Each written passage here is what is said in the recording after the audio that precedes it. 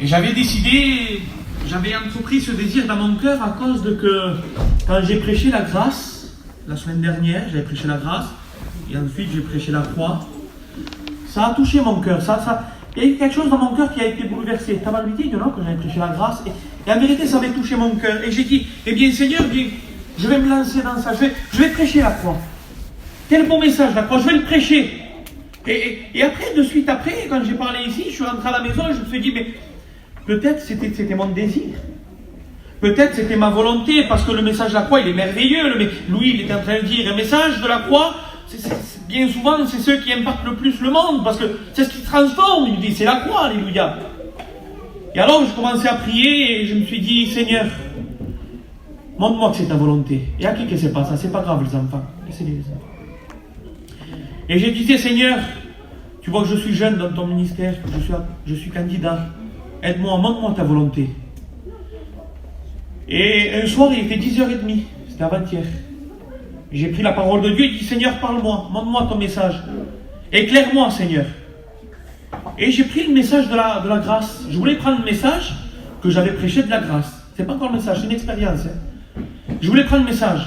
Et quand j'ai pris le message de la grâce, j'ai fait une expérience avec Dieu. Je voudrais la partager avec vous. Alléluia. J'ai pris les 2 feuilles que j'avais notées. J'avais écrit au stylo. C'est ces 2 feuilles-là. Vous les voyez? Dans ces 2 feuilles-là, il n'y a plus rien d'écrit. Vous allez me dire, c'est bizarre ça. Le message que j'ai écrit, que j'ai prêché, la grâce, il a disparu, oui. Alors, ceux qui voudront voir après, vous les prenez les feuilles. Elles sont là, je peux vous les montrer. Il y a l'écriture, mais transparente. Peut-être c'est compliqué à comprendre. Tu viens après, tu me demandes les feuilles. Il y a l'écriture du message, mais elles sont transparentes, on ne les voit pas. On les voit sans les voir. Et alors, à 10h30, j'ai eu peur, je me suis dit, mais Seigneur, qu'est-ce qui se passe? Comment ce stylo a... Je me suis dit, mais comment, Seigneur, comment c'est possible cela? J'ai eu peur, je me dis, j'ai eu peur. Comment un stylo, c'est pas possible. J'ai pris le stylo, j'ai dit, il doit avoir un problème ce stylo. J'ai écrit, et j'ai essayé d'effacer. J'arrivais pas. Et là, vous voyez, au coin de la feuille, il reste quelques lettres. Et alors j'ai commencé à prier, j'ai dit, Seigneur, parle-moi. Seigneur, éclaire-moi. Pourquoi tu me fais ça? Éclaire-moi, Seigneur. Le Seigneur, il m'a parlé dans mon cœur. Et ma femme aussi, elle a prié avec moi ce matin, elle priait à la maison. Elle a dit, parle-moi, Seigneur, montre-moi ta volonté. Pourquoi ça? Et le Seigneur, il a parlé dans mon cœur. Il m'a dit, tu es dans la volonté de Dieu. Amen. Prêche la croix. Prêche la croix parce que la grâce, elle ne va pas terminer, elle va pas durer très longtemps. Alors je ne suis pas prophète, vous savez, je ne sais pas combien d'années. Mais il m'a fait comprendre ça, le Seigneur. Il reste quelques lettres. Il reste un petit peu d'écriture. La grâce, elle est encore pour un petit peu de temps. Mais il arrive un moment où elle disparaîtra. La grâce sera fermée. La porte sera fermée. Et qu'est-ce qu'il en sera de ta vie? Qu'est-ce qu'il en sera de ma vie? C'est le message de la grâce. Et ta vie, eh bien, elle en sera selon la décision que tu prends ce soir. Selon la valeur que tu lui donnes à la croix. C'est selon la valeur que tu lui donnes à la prédication de la croix qui en sera ta vie. Est-ce que tu seras sauvé? La Bible nous dit que tout passera, mais sa parole restera. Quelle valeur tu lui donnes à la parole de Dieu? Parce que la grâce ne tarde pas à terminer. Alors voilà, c'était pas le message, mais je tenais à partager cela avec vous. On va prendre un message tous ensemble. Alors on va continuer, comme vous avez bien compris, on va prêcher de la croix. On va parler, j'ai envie de parler de la croix ce soir. Mais d'une façon peut-être que tu ne connais pas encore. Une façon certainement qui va t'attirer. Peut-être qu'il y en a au milieu de nous, ils diront, oui, la croix, je connais Jésus, il est mort à la croix. Ça, je le sais. Eh bien, il y a des choses encore que tu ne sais pas. Il y a certains d'autres qui diront, oui, mais, excusez-moi, mais c'est comme ça, il y en a, je l'ai entendu, moi. Il y en a qui diront, oui, Jésus, il est mort à la croix, mais moi, je lui ai rien demandé. Moi, je lui ai pas demandé qu'il meure pour moi. Il est mort à la croix. Il y en a qui me disent ça. Et comme disait le cantique, Seigneur, pardonne-leur, ils ne savent pas. Ils ne savent pas que cette affaire les concerne. Ils ne savent pas que la croix, elle est pour toi. La croix te concerne. Que tu le veuilles ou pas, que tu aies décidé ou pas, la croix te concerne. La croix te concerne parce que c'est pour toi qu'il est monté. Mais pas seulement que pour toi. Tu me diras, si c'est pas que pour moi, c'est pour qui? Eh bien, nous allons voir aussi ce soir qu'il est monté pour Dieu. Il dira, mais pourquoi pour Dieu? Pourquoi Jésus devait mourir à la croix? Alors, on a prêché la grâce, et après j'ai prêché satisfaire les exigences de Dieu. On a compris cela. Mais Jésus, il est mort à la croix aussi pour Dieu. C'était le plan de Dieu. C'était la volonté de Dieu. C'était le dessein de toute éternité de Dieu. Dès avant la fondation du monde, Dieu avait prédit, Dieu avait annoncé, Dieu avait planifié que Jésus devait mourir à la croix. Alors on va faire une lecture sans plus tarder. C'est une parole prophétique, c'est une prophétie, et c'est Dieu lui-même qui va parler. Ça se trouve dans le livre d'Ézéchiel, au chapitre 36. Ézéchiel, Ancien Testament, Diego. 36. Et on va prendre à partir du verset 22. La lecture, elle est peut-être un peu longue, mais je vous demanderai d'être attentif, elle est nécessaire. 36, 22. Ézéchiel 36, verset 22. Que Dieu soit. Ton nom soit la gloire. On fait. À toi revient la gloire ce soir, Seigneur.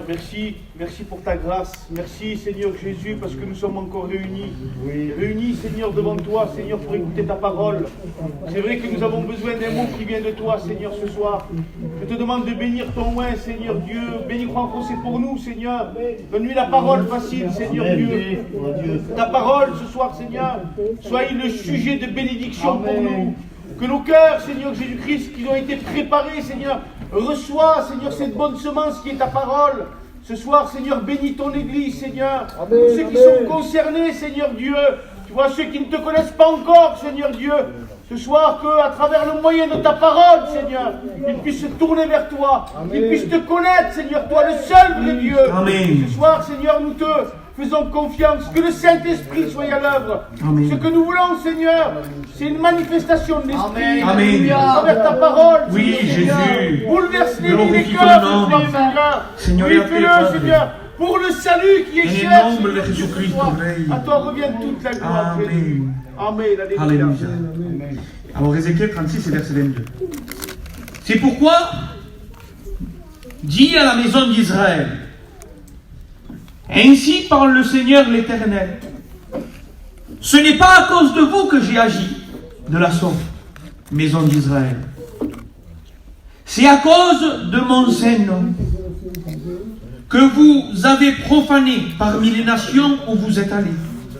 Écoute, il parle au futur, il prophétise. Je sanctifierai mon grand nom qui a été profané parmi les nations et que vous avez profané au milieu d'elles.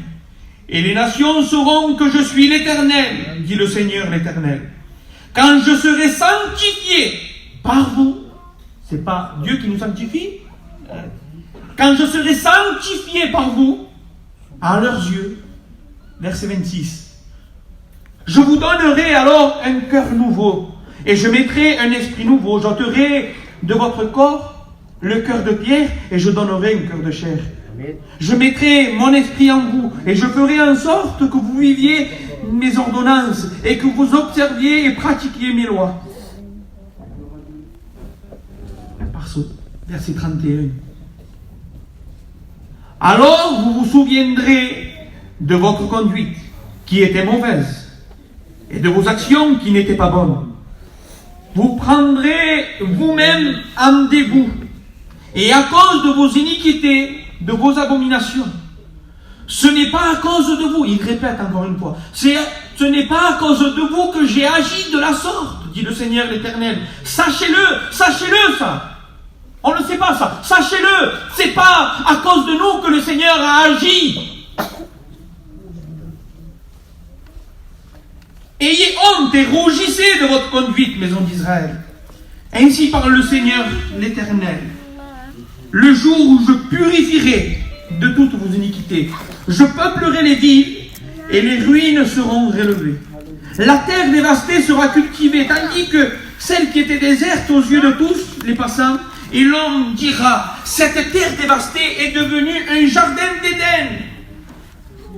Et ces villes ruinées, désertes et abattues sont fortifiées et habitées. Et les nations resteront autour de vous, et les nations qui seront autour de vous sauront que moi, l'Éternel, j'ai rebâti ce qui était abattu et planté ce qui était dévasté. Et on finit. Moi, l'Éternel, j'ai parlé et j'agirai. Alléluia. Moi, l'Éternel, j'ai parlé. L'Éternel, il a parlé. Et maintenant, il doit agir. Et j'agirai. L'Éternel n'est pas celui seulement qui parle, il est aussi celui qui agit. Et ce soir, il voudrait agir dans ton cœur. Ce soir, il voudrait agir dans ta vie. Et le frère Kevin dit, j'attends un mot de Dieu. Eh bien, tu vas le recevoir. Le Seigneur t'a dit, j'attends un mot. Non seulement il parle, mais aussi il agit. Et ce soir, il voudrait agir dans ta vie. Mais il voudrait agir dans ta vie. Et les frères, il voudrait agir dans votre vie. Il est celui qui parle, mais surtout, il est celui qui agit à lui. Et le Seigneur veut agir. Et pourquoi il devrait agir? Pourquoi le Seigneur devrait œuvrer? La Bible nous dit qu'il a déjà œuvré, qu'il a travaillé pendant 6 jours et que le 7e jour il s'est reposé. Oui, mais voilà, nous connaissons l'histoire. La parole de Dieu dit qu'il créa les cieux, il créa la terre, il plaça les étoiles, il dit que la lumière soit et la lumière fut, il sépara les eaux d'avec les eaux, que la terre apparaisse. Tout ça le Seigneur l'a fait, il a fait à merveille. Et tout ça a été fait pour que la gloire de Dieu soit exaltée, pour que son nom soit proclamé. Et au 6e jour, il va créer l'homme, et il était le couronnement de la création. Et tout cela a été fait avec un but, de le glorifier. Quand vous prenez le psaume 19, il dira que tout ce qui a été créé raconte la gloire de Dieu, que les cieux proclament la gloire de Dieu, que les oiseaux chantent à la gloire de Dieu, que les animaux marchaient et se nourrissaient à la gloire de Dieu. Oui, le lion ne mangeait pas la brebis, le loup ne mangeait pas la brebis, tous cohabitaient, tous louaient l'Éternel, tous vivaient dans la paix, tous vivaient dans l'harmonie, tous étaient en règle dans le jardin d'Éden. Parce que tout ce qui était créé était pour le glorifier. Et alors Dieu se reposa. Il se reposa le 7e jour. Et voilà que Dieu maintenant doit agir. Il doit retravailler. Et bien des fois, on se croit parfait. On se croit terminé, on se croit à une stature, on est bien, moi je suis bien, j'ai ma voiture, j'ai mon argent, j'ai mon travail, j'ai ma femme, j'ai mes enfants, mais je suis bien moi. Oui, mais Dieu doit retravailler. Amen. Et pourquoi Dieu doit retravailler, Noël? Parce que la Bible nous dit que l'homme est tombé dans le péché. Cette création si merveilleuse, cet homme si merveilleux, à combien il devait être beau Adam, à combien il devait être parfait, à combien il devait être éclatant de gloire, à combien il devait être grand, dominant, majestueux. C'était Adam, c'était le roi de la terre, il était roi, il était en train de dominer. Le Seigneur lui a dit, domine sur tout ce qu'il y a. Quelle parole! C'était Adam, il était parfait, il était beau. Mais voilà que l'homme va tomber dans le péché.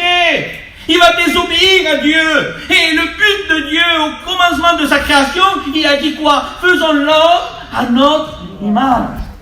Faisons l'homme selon notre ressemblance. Tu as été créé. J'ai été créé pour être à l'image de Dieu. À la ressemblance de Dieu. Tu dois être le témoin de Dieu sur terre. L'image, c'est ça. Moi, je prends mon fils, il est l'image de son père. Il est le représentant. Il est à ma ressemblance. Quand quelqu'un le voit dehors, c'est l'enfant de son père. Pourquoi? Parce qu'il est mon représentant. Il est mon image. Il est mon ressemblance. Il est mon portrait. Et l'homme était comme cela. Et quelle était la ressemblance de Dieu? Quelle était l'image de Dieu? La Bible nous dit cela. Et c'était Louis qui me l'avait appris. Il me l'avait prêché. C'était sainteté, justice que produit la vérité. Sainteté et justice, c'était l'image de Dieu. Dieu est saint. Dieu était parfait. Dieu, il est toujours parfait. Dieu, il est toujours saint. C'est pour ça que les anges disent souvent dans la Bible, Saint, Saint, Saint est l'Éternel. Saint, Saint, Saint est l'Éternel. Ils n'ont rien d'autre à dire que son nom, Saint, Saint, Saint est l'Éternel des armées. Parce que Dieu est saint. Amen. Et voilà que l'homme était fait à l'image de Dieu. Mais à un moment donné, comme je suis en train de dire, l'homme a péché. L'homme va tomber dans la désobéissance. Et le péché veut dire dévier, manquer le but. Ouais, non, Louis? Si je ne me trompe pas, on l'a appris à l'école. Alléluia. Alors l'homme, il a été dévié, il a manqué le but de sa création, il a manqué le but de sa vie, glorifier Dieu et porter l'image de Dieu. Il a perdu cela. Alors, la Bible nous dira que Dieu va devoir agir. Dieu va devoir agir, il va devoir travailler, il va devoir se déplacer, parce que toute la création a été impactée par la désobéissance de l'homme. Quand l'homme va me pécher, alors Dieu va établir son jugement dans Genèse au chapitre 3, versets 13 à 19. Et il va dire au serpent, il va dire à la femme, il va dire à l'homme, toutes les sentences. Au serpent, vous connaissez, tu mangeras la poussière de la terre, et la postérité de la femme t'écrasera la tête. La femme enfantera, excusez-moi pour la parole, la femme enfantera avec des douleurs, on ne voit jusqu'à aujourd'hui. C'est la parole de Dieu. Et à combien le péché est important, la désobéissance, la conséquence du péché est importante. Le jugement dure jusqu'à aujourd'hui. Cette sentence de Dieu, elle est jusqu'à aujourd'hui. La femme enfantera avec des douleurs. Le serpent mangera la poussière. Et l'homme mangera son pain à la sueur de son front. Mais aussi, il a maudit la terre. Elle produira des ronces. Et tout cela, nous le voyons aujourd'hui. Le jugement de Dieu, il continue, il est éternel. Il ne change pas, il n'arrête pas. Pourquoi cela? Parce que le péché, c'est grave, les frères. On ne peut pas dire, comme la sœur, elle disait, j'ai quelque chose de rien du tout. Non, non, le péché, il est grave. Le péché, il a des conséquences terribles. Le péché a des jugements terribles. Le salaire du péché, c'est la mort. Alors, je ne sais pas comment tu es, toi. Je ne sais pas comment tu vis. Mais le salaire du péché, qu'il soit grand ou petit, produit la mort. Mais le don gratuit de Dieu, c'est la vie. Que Dieu soit loué pour les solutions de Dieu. Voilà que toute la création de Dieu a été chamboulée. Le monde animal, la terre, les oiseaux, les poissons, l'être humain, la femme et l'homme ont été contaminés par le péché. La Bible dit qu'il n'y en a pas un de juste, pas même un seul. Pas même un seul. Que tous sont péchés, car tous sont péchés et sont privés de la gloire de Dieu. Tous, il n'y en a pas un, ni dans les cieux, ni sous les cieux, ni dans la terre, ni sous la terre. Il n'y en a pas un de juste. Pas même un seul. Alors, on a dit tout à l'heure que tout ce qui a été fait pour glorifier Dieu. Si tout ce qui a été fait a été contaminé, alors il n'y avait plus rien pour glorifier Dieu. Il n'y avait plus rien pour que le nom de Dieu soit relevé, pour que le nom de Dieu soit exalté. Et c'est pour cela que dans l'Ézéchiel, quand on a lu 36, il va dire, ce n'est pas à cause de vous, mais à cause de mon saint nom. À cause de mon saint nom. C'est pour mon saint nom. Il n'y a plus personne pour m'adorer. Il n'y a plus personne pour me glorifier. C'est pour mon saint nom que je le fais. Je purifierai vos cœurs. Je vous donnerai un cœur nouveau. J'établirai mon esprit dans vos vies. Et là, vous serez bénis. Mais sachez-le, ce n'est pas pour vous. C'est à cause de ce nom de Dieu. Dieu, le nom de Dieu avait besoin aussi de la croix. La croix a été faite pour Dieu le Père. Le Père, quand il a vu la croix, ça réjouissait son cœur. La croix était favorable à Dieu. La croix était agréable à Dieu. Il y en a plein qui disent, je le dis. Il y en a plein qui disent, alors là, quand l'Éternel il a vu la croix, c'est une abomination, il a détourné ses regards. Je ne sais pas s'il a détourné ses regards. Moi, ce que je sais, c'est que la croix a été le don de Dieu pour Dieu. C'est que Dieu a pris la croix en sa faveur. C'est que l'Éternel, il était en train, moi je pense, de regarder, de valider, d'examiner la croix. Et il disait, cela c'est pour moi qu'il le fait.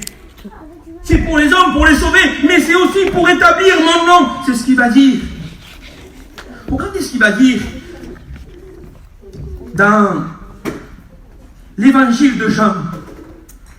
L'évangile de Jean au chapitre 17. Et verset 25, vous le prenez avec moi? Évangile de Jean, chapitre 17 et verset 25. Combien suivent dans la gloire de Dieu? Jean 17, verset 25.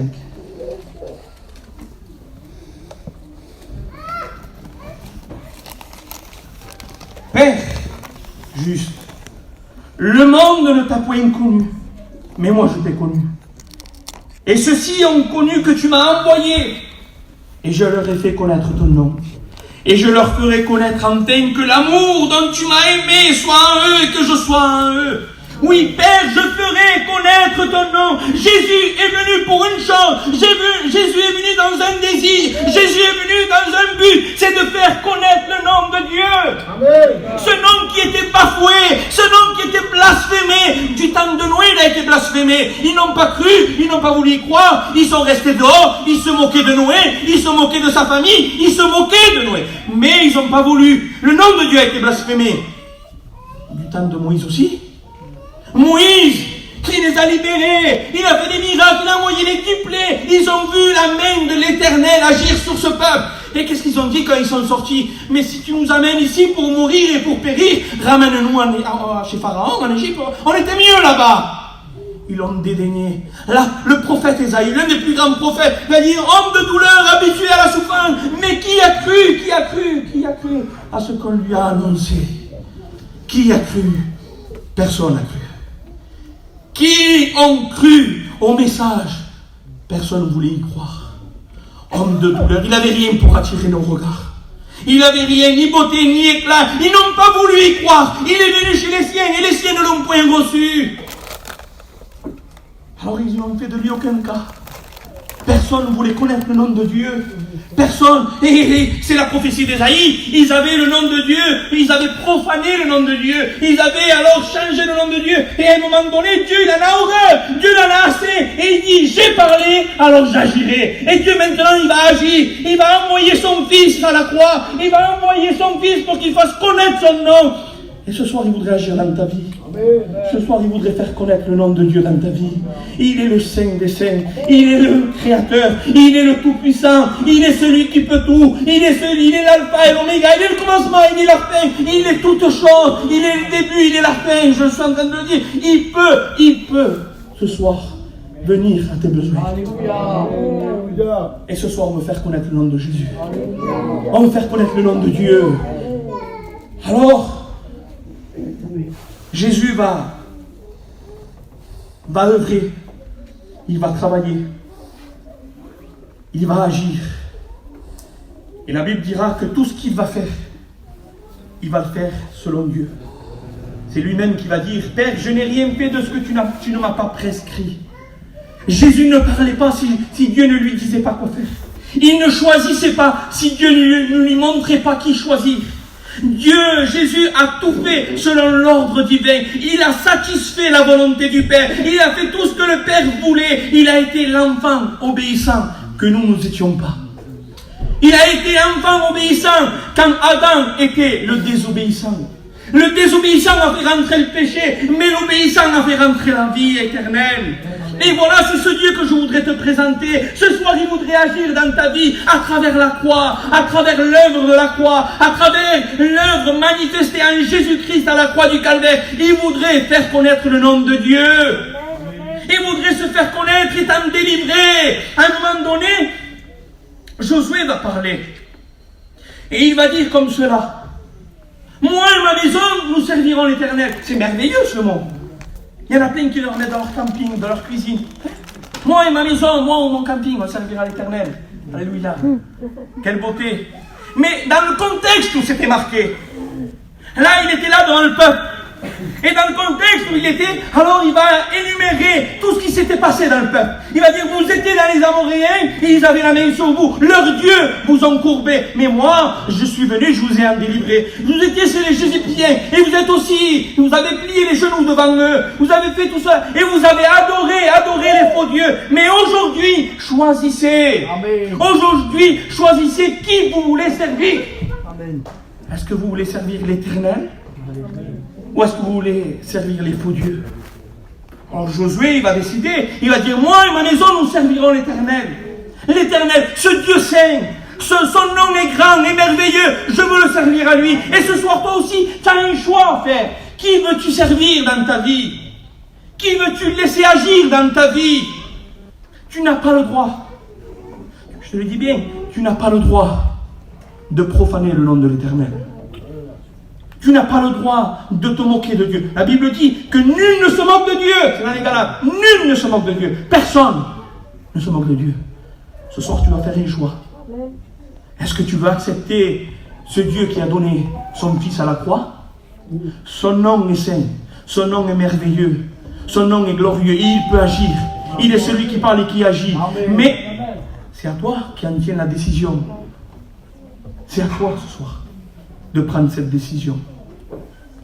Alors, je voudrais terminer par ce verset. Jean 12, verset 27.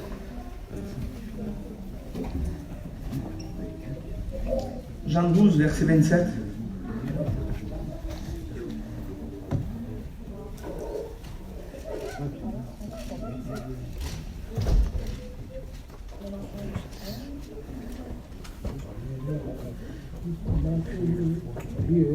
Jusqu'à 32. Maintenant, c'est Jésus qui parle. Et il va dire comme cela. Maintenant, mon âme est troublée. Et que dirais-je? Père, délivre-moi de cette heure. Mais c'est pour cela que je suis venu à cette heure. Père, glorifie ton nom.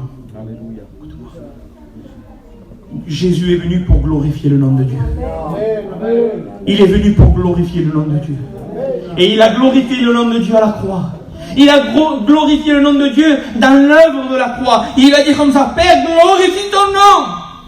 Et une voix vient du ciel et il dit, je l'ai glorifié et je le glorifierai encore. Dieu, il a déjà glorifié, mais il veut encore se glorifier, il veut encore agir, il voudrait encore intervenir à travers la croix, il voudrait se glorifier dans ta vie.